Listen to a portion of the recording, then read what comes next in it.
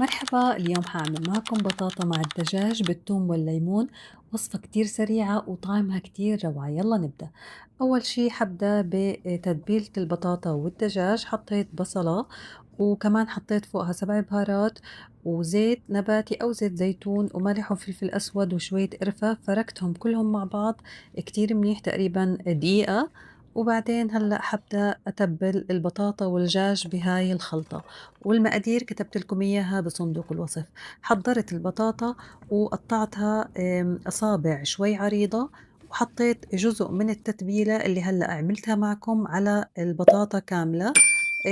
حركتهم كلهم مع بعض لأتأكد إنه المكونات كلها تجانست مع بعض.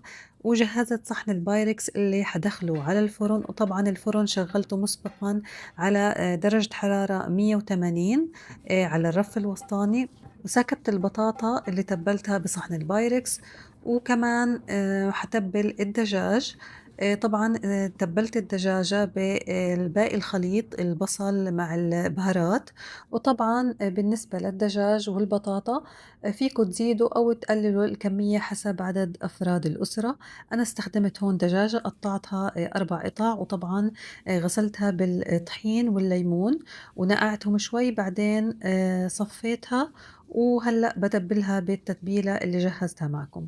طبعا لازم تتبلوا كتير منيح الدجاجة بالخليط البصل، وتحطوا كمان من الخليط تحت الجلد. وحاولوا كمان تفتحوا قطع الدجاج شوي فتحات صغيرة وتحطوا هاي الحشوة داخل الفتحات.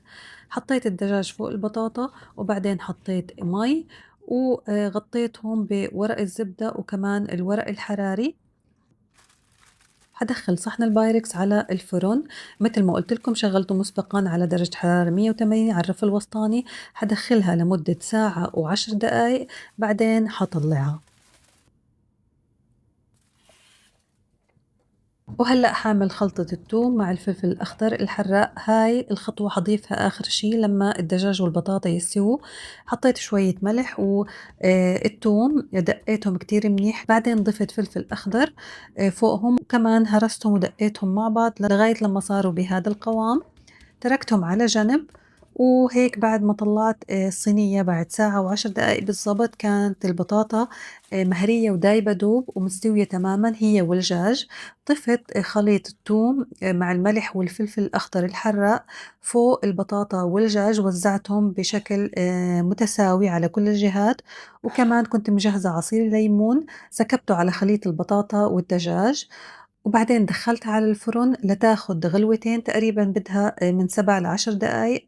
وطفيت عليها من تحت، وبعدين شغلت الشواية من فوق لتاخد لون ذهبي ويتحمر الدجاج شوي.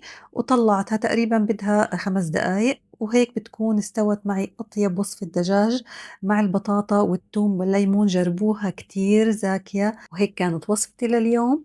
ما تنسوا تشتركوا بالقناة وتفعلوا الجرس عشان يوصلكم كل جديد، واللايك والكومنت والشير.